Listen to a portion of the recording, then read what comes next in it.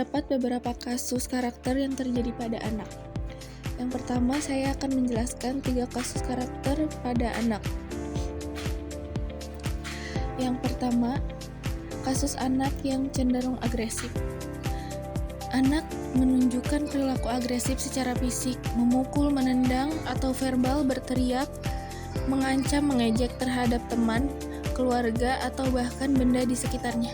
Perilaku ini bisa disebabkan oleh frustasi, kurangnya keterampilan mengelola emosi, atau meniru dari lingkungan sekitar.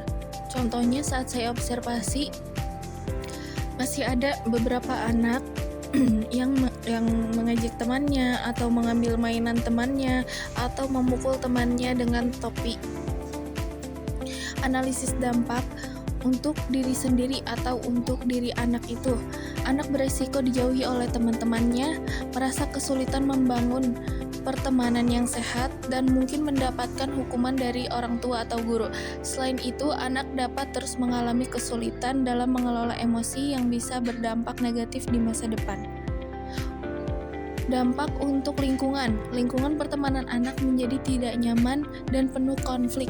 Interaksi sosial di kelas menjadi terhambat dan guru harus terus-menerus mengetahui atau memberikan bimbingan yang mengganggu kegiatan belajar mengajar.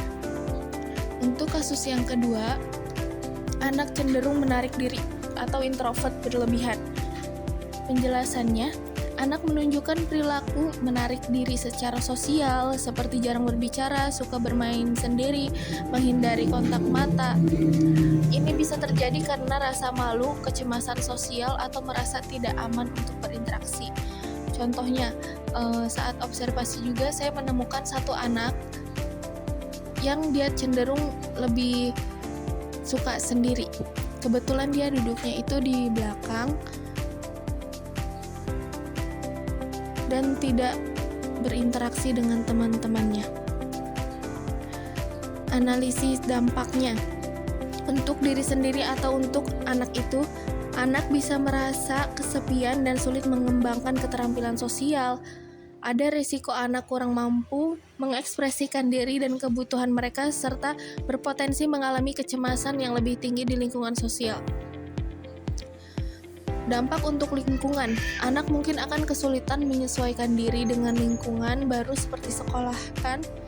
Teman-temannya mungkin tidak mengerti dan akhirnya mengabaikannya. Lingkungan sekolah menjadi kurang inklusif bagi anak yang merasa kesulitan berinteraksi secara sosial. Yang ketiga, kasus karakter pada anak yang cenderung manipulatif. Anak menggunakan taktik emosional atau tipu daya untuk mendapatkan apa yang dia inginkan atau untuk mendapatkan perhatiannya. Ini bisa berupa merengek, mengancam, atau menangis, atau bahkan berbohong untuk mengontrol orang tua atau teman-temannya. Saat saya observasi, saya tidak menemukan anak yang seperti itu, namun saya akan memberikan contohnya. Contohnya misalnya, seorang anak bernama Rio sering merengek dan menangis sangat keras hingga ibunya menyerah dan membelikannya mainan yang dia mau atau dia tidak diizinkan bermain di luar. Analisis dampaknya untuk anaknya sendiri, anak mungkin menjadi terbiasa dengan cara manipulatif untuk mendapatkan keinginannya, yang dapat mengarah pada hubungan yang tidak sehat di masa depan. Anak juga bisa kehilangan rasa percaya diri karena tidak mampu membangun hubungan atas dasar kejujuran dan rasa saling menghormati. Dampak untuk lingkungan. Orang tua mungkin merasa lelah, frustasi, dan tidak berdaya, merasa tidak berdaya. Teman-temannya akan merasa kesal dan kehilangan kepercayaan jika anak tersebut sering memanipulasi mereka untuk keuntungan pribadinya. Baik, di sini saya akan menjelaskan mengenai pengertian individu sehat menurut 3 pakar, yaitu Abraham Maslow, Carl Rogers, dan Viktor Frankl, yang pandangannya relevan dan realistis dengan kehidupan modern. Yang pertama, Abraham Maslow, individu yang mengaktualisasikan diri. Menurut Abraham Maslow, individu sehat secara psikologis adalah mereka yang mencapai tahap aktualisasi diri atau self-actualization, tingkat tertinggi dalam hierarki kebutuhannya. Maslow fokus pada potensi manusia untuk tumbuh dan menjadi versi terbaik dari dirinya. Karakteristik individu sehat menurut Maslow meliputi: pertama, penerimaan diri, dan orang lain. Mampu menerima diri sendiri, orang lain, dan realitas pada apa adanya.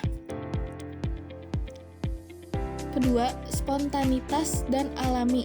Tidak kaku tetapi mampu beradaptasi secara spontan dan alami dalam berbagai kondisi. Yang ketiga, fokus pada masalah di luar diri sendiri. Memiliki kepedulian terhadap masalah sosial atau kemanusiaan, bukan hanya sibuk dengan diri sendiri. Apresiasi yang berkesinambungan. Mampu menghargai pengalaman hidup sehari-hari dengan perspektif yang segar dan tidak membosankan. Dan yang terakhir, hubungan interpersonal yang mendalam, memiliki hubungan yang kuat dan bermakna dengan beberapa orang, bukan sekedar hubungan yang dangkal dengan banyak orang. Konsep ini sangat relevan saat ini karena menekankan pada pertumbuhan pribadi, kreativitas, pencapaian tujuan bermakna yang menjadi aspirasi banyak orang di era modern. Untuk yang kedua, menurut Carl Rogers, individu yang berfungsi sepenuhnya atau fully functioning person. Carl Rogers, tokoh humanistik, mendefinisikan individu sehat sebagai orang yang berfungsi sepenuhnya. Rogers berpendapat bahwa manusia pada dasarnya baik atau sehat dan memiliki dorongan bawaan untuk memelihara dan meningkatkan diri, kecenderungan aktualisasi. Karakteristik individu sehat menurut Rogers meliputi yang pertama, keterbukaan terhadap pengalaman, mampu merasakan emosi secara mendalam, baik positif maupun negatif tanpa menyangkalnya. Kedua, hidup di saat ini, existential living, menjalani setiap momen kehidupan secara penuh dan spontan. Kepercayaan pada organisme sendiri, memiliki keyakinan untuk membuat pilihan yang tepat berdasarkan intuisi dan perasaan internal, serta memiliki kompas moral yang tepat. Kreativitas dan fleksibilitas, mampu beradaptasi dengan perubahan dan menemukan cara baru untuk berkembang. Dan yang terakhir, kebebasan merasa bebas untuk hidup sesuai keinginan, bukan berdasarkan ekspektasi orang lain.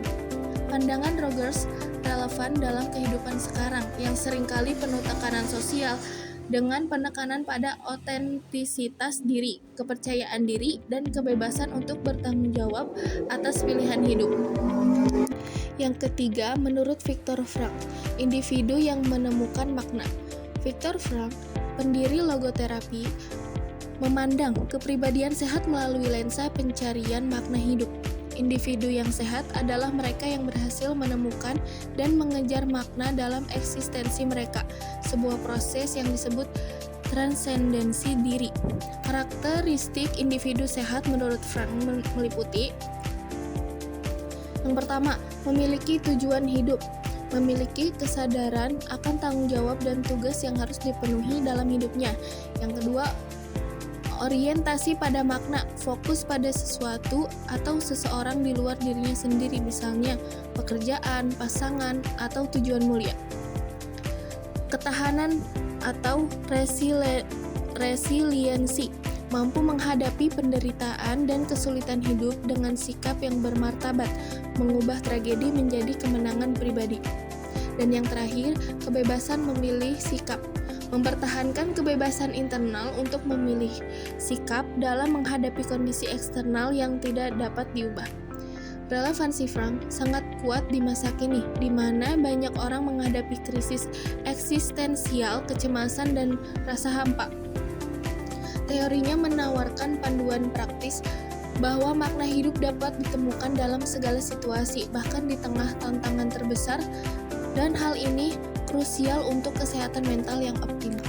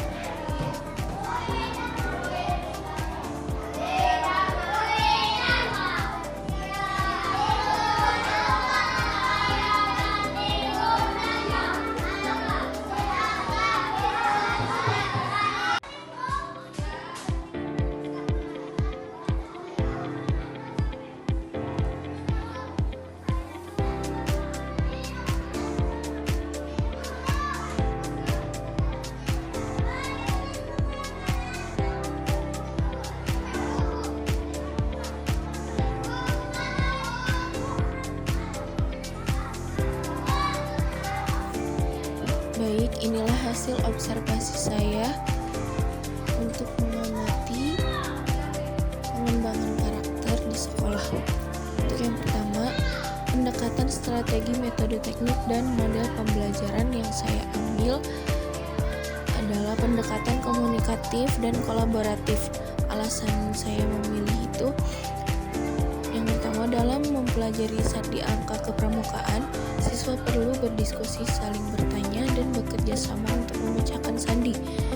Pendekatan komunikatif dan kolaboratif membantu siswa lebih aktif, bukan hanya mendengar penjelasan guru. Mereka belajar memahami sandi melalui percakapan, tebak-tebakan, dan kerja kelompok. Saat bekerja sama memecahkan sandi, siswa belajar komunikasi yang baik, kesabaran, menghargai pendapat teman, serta kerja sama tim yang semuanya berperan penting dalam penguatan karakter. Belajar sandi dengan cara kolaboratif juga membuat pembelajaran lebih menyenangkan, sehingga nilai karakter seperti kebersamaan, tanggung jawab, dan kerja keras dapat tumbuh secara alami.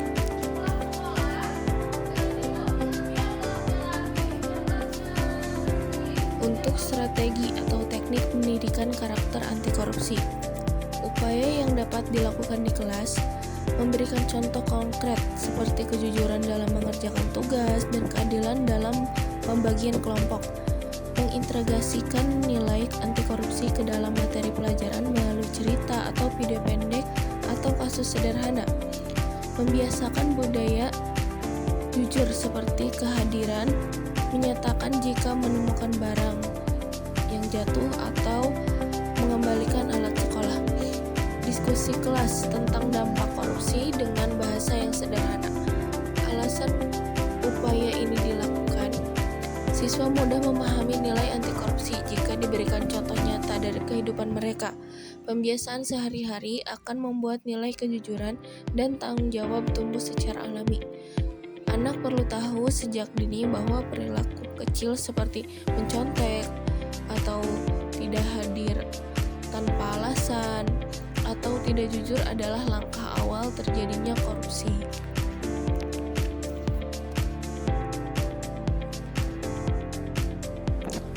Baik, di sini saya akan menjelaskan tentang kasus pendidikan karakter di sekolah dasar berdasarkan pengamatan di sekolah dan lingkungan sekitar.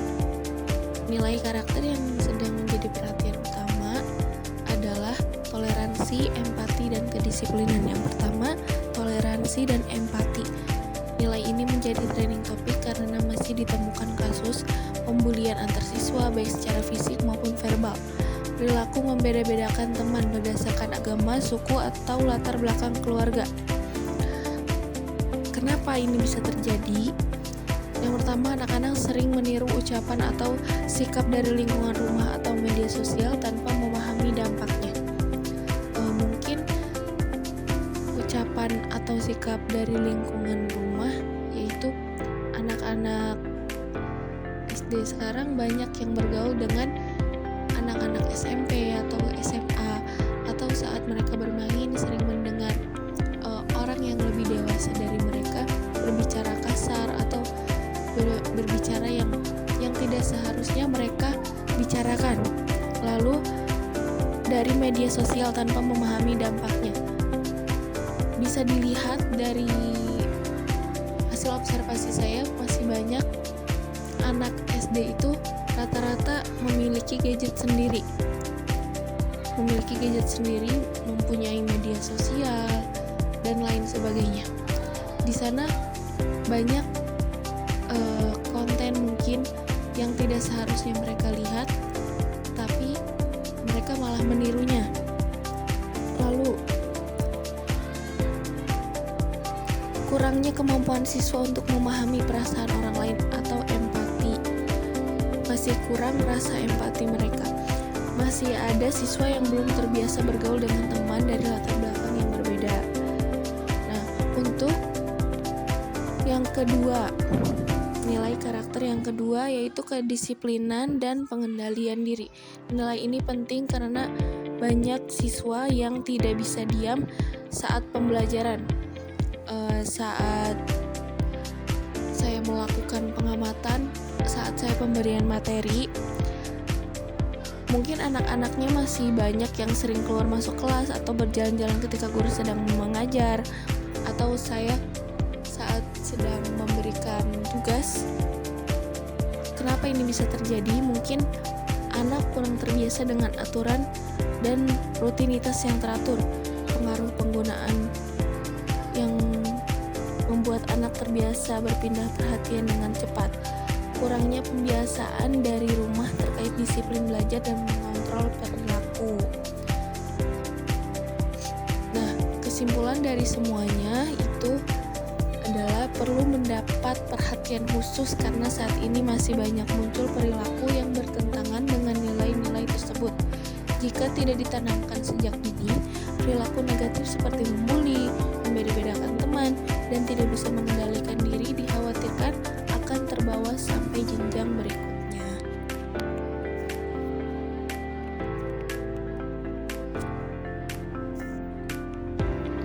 Yang terakhir, kasus anak berdasarkan tinjauan sosiologi dan antropologi.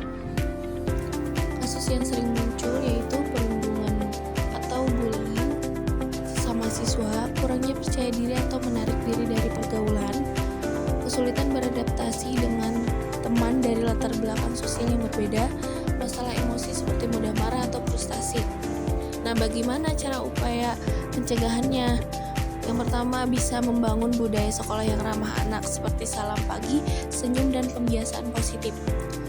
Yang kedua, membuat aturan kelas bersama sehingga anak masih merasa dihargai dan ikut bertanggung jawab. Saat membuat aturan kelas, tidak hanya dari guru saja, tapi melakukan kesepakatan antara semua siswa dan guru. Yang ketiga, menjalin komunikasi rutin dengan orang tua agar perkembangan anak terpantau. Yang keempat, menghadirkan kegiatan kolaboratif seperti kerja kelompok, proyek bersama, atau permainan yang melatih empati. Yang terakhir, menciptakan lingkungan aman, di mana siswa merasa nyaman berbicara kepada guru jika mengalami masalah.